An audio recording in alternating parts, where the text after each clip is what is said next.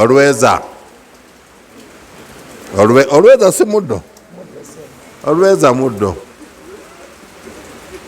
Abakyala bonna mu kalica bakkirizaganya nti olweeza lwe lugaba emikisa. Eyo shiriki.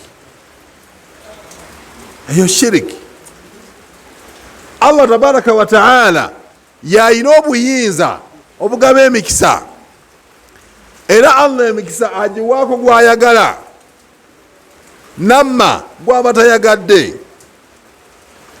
Omuddo gwe batuuma obutuumya erinnya nti Lweeza tegusobola kubeerako na kyonna kyegukola ku mikisa.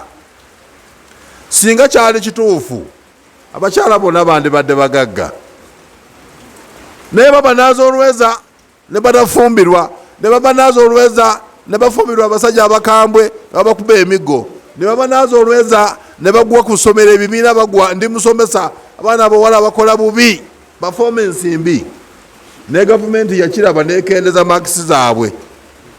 Bwe baba naaza Lweeza muyite, kubanga Olweeza lugaba emikisa. Omusiraamu yenna singa akkiriza nti Olweeza lugaba emikisa aba akoze shiriki. Nolwekyo obeera mu busiraamu ng'omanyi nti obusiraamu ddiini ya Allah yakuwa by'olina okugoberera. Olweeza terugaba mikisa.